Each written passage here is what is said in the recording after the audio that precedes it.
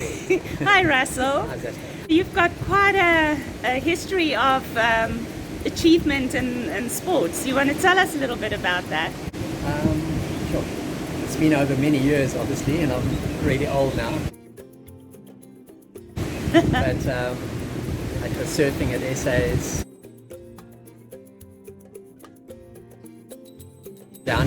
I was racing motorbikes after that, and I managed to win the SA off-road title. Then I started cycling just for fitness. For the racing, and I managed to win the triathlon. I went to world champs for triathlon. I did about 4 or 5 of those. I did exterior, which is off-road triathlon, and I won a few age group championships and went to a few world champs in that as well. And then I played underwater hockey and got the Player of the Year award. But I just found it was taking away from my swimming and my surfing, so I stopped that after a year. I really enjoyed it though. Then mountain biking, surfing, swimming, a bit of everything. That's crazy. And that you achieved at such a high level with all of those. I think that as you get older, obviously the competition is a little less because people have to work, and I was lucky that I was a full-time coach and I was training every day. So I often believe that anybody can win, and I've seen it firsthand. If you put the training in, the discipline, you've got the motivation, almost anybody can win anything. And as I say, as I got older, the age groups were easier to win. Now in my age, there should be about 3 of us only competing. I think you're just very, very humble. Tell us, what is the experience that you remember that will forever stay with you? Sure, I've got good ones and bad ones. The bad ones is that I dived for the police. They didn't have anybody to get bodies when they got washed out at sea or into rivers or dams. And the last one was a child, and it was just too much. And then with everything my family went through, with the accident and my child's near drowning, I just thought I've got too much to focus on at home. Another bad one is 2 friends of mine who were racing with us in the Barbaswan 500. They both died that day. So those are the bad ones. The good ones was I was leading the desert race. It's 1,000 kilometers. And a car was going the wrong way and ran over me. And the good part was that I lived. Good heavens. So I look at the good side of that. And then about a year later, I got run over by the guy that was sponsoring me. The cars used to leave 2 hours ahead of us, and we would catch them quickly. And it was in Venda, with a 500-kilometer desert race, desert sand. And I caught him, and he was holding me up. So it was a bank. I thought if I go up the bank and jump, I can land in front of him. Yes. Which I did, but he hit my back wheel and rode over me. But I was fine, got up, and I managed to win that one. Behind every successful sportsman, I believe there's a woman.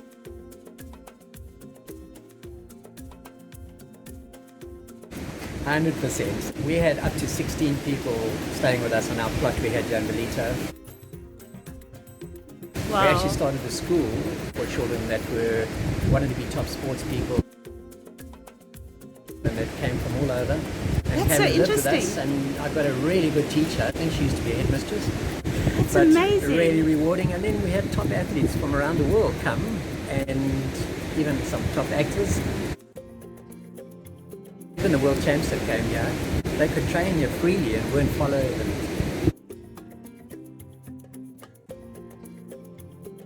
So that was really rewarding. We stayed in this old Pondoki house, but there used to be a church on it, so we converted that to a gym. It was a 2-bedroom flatlet, and the house had 4 bedrooms.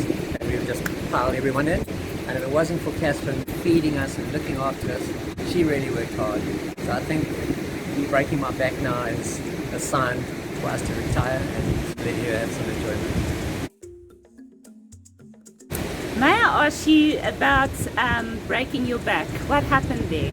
It was really stupid. And as I said, I've raced world champs in Canada downhill, off-road motorbikes, and this was literally 8 kilometers an hour. It was a bit of a ramp that they made into a jump without letting us know. Fell over, landed on my head, dislodged 7 teeth, broke my sternum, broke my back quite badly.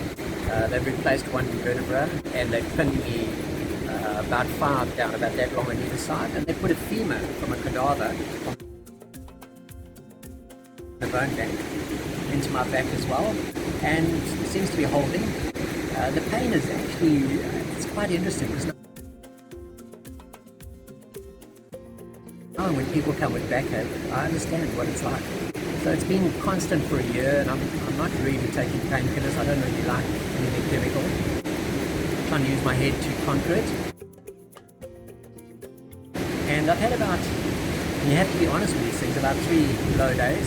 I think we just laugh, you know. Because Catherine having lost her leg, I can't really moan. You inspire me with this broken back. Every time I phone you, you're busy climbing steps or swimming. If something's not hard, it's not worthwhile in my head. And I feel enjoyment that my legs are working, my heart is working. I think that each and every one of us needs to get up and move. Yes, We can't yes. feel sorry for ourselves. Tell me, what is the message that you would like people to know? You know, we all get given tasks and hurdles in our life, and we cannot feel sorry for ourselves because there's someone else that's actually gone through worse. We came from Zimbabwe, and my dad actually left with nothing. We had a little suitcase. I left at Shishui while he went to look for work. Picked us up a year later. We were dirt poor. We stayed in a settlement. Actually, we lived on a garage floor for a year, and it always made me feel a little bit inferior because people used to look down on us. We were so poor. And my dad said to me, you know, there's nothing stopping you. If another man can, you can. And that applies to women too. If another woman can, you can. And I really believe in it. So you just got to push and persevere, and things will come right. And there's such good people in this country of ours that are achieving at such high level with very little backing. So that's a message I'd like to give.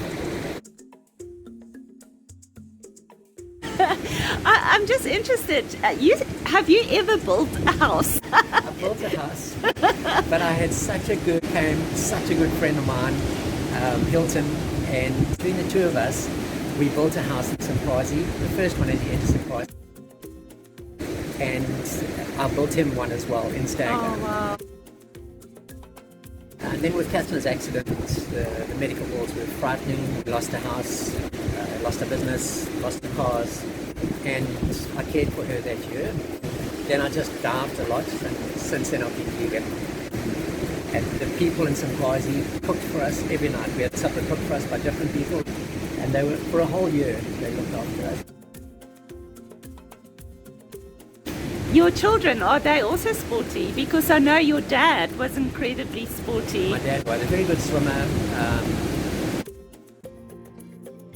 but he was one of the original surfers. He became one of the first, I think he was the first lifesaver. And so he pushed us into swimming. We had to go and swim every morning at 4, have 6 raw eggs and milk. My dad did that too. Oh, no, so awkward. Yes. They called him Boetie van die Plaas because Yeah? he had no shoes. When he started work, he started at 16 as a Boilermaker assistant, and he arrived with no shoes and laughed at him and gave him his first pair of shoes. Oh. So he grew up hard, and he taught us that you can pull yourself up the ladder. Sure.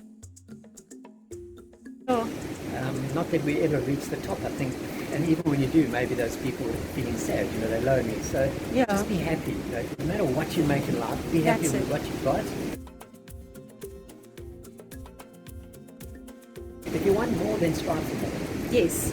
So and my mom was a very good athlete as well. Oh, really? Very What? good ball was called Oh, in those days. And shit. Catherine was a really good athlete as Yes? well. Swimming, running, Oh, no hockey way. especially. But my kids are both sporty. My eldest son actually runs a training academy there with some friends. Kids just raced at the World Champs. Oh, wow. The Swiss Champs, they got first and second overall. Your son trains motocross guys in Brazil and America. It's amazing. So you obviously instilled that right mindset towards sports with your children. I think the whole thing was based on fun. If it rained, we would grab our motorbikes and go riding in the bush.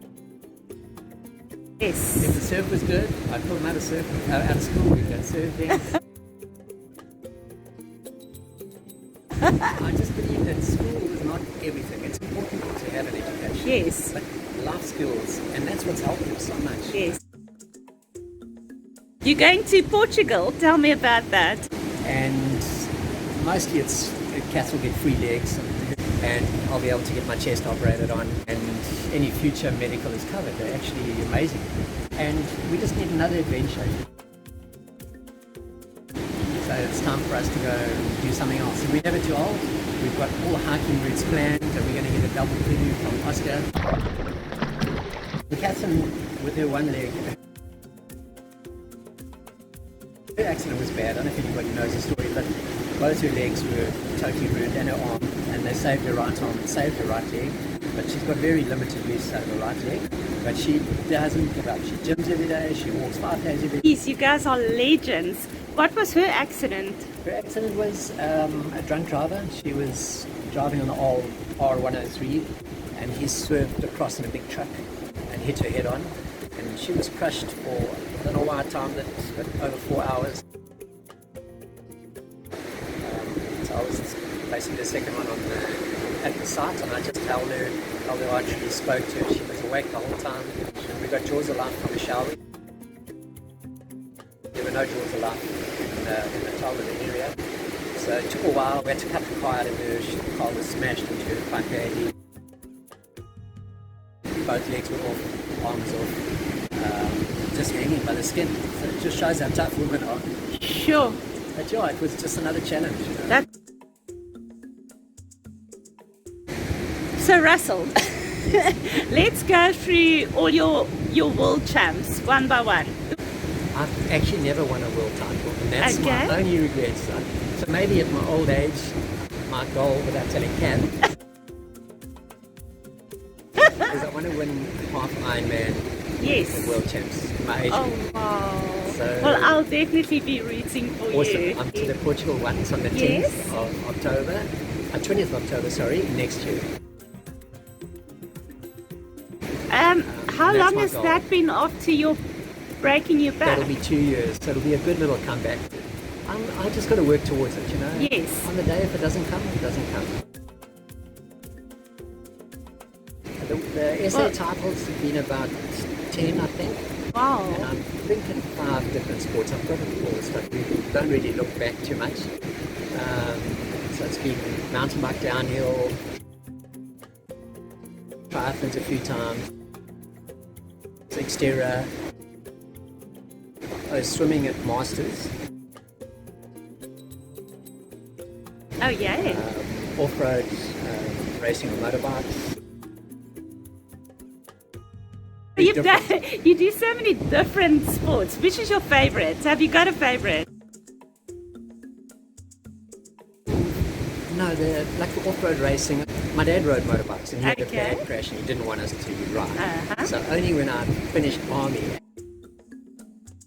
actually army taught me how to be a coach. I ended up being a corporal instructor in the army. I did a paravans course, which I loved. It was so intense, but it taught me fuss bait and taught me what you can do. I suppose I can say it now. I won an award from the president as the best soldier they've ever had. Wow.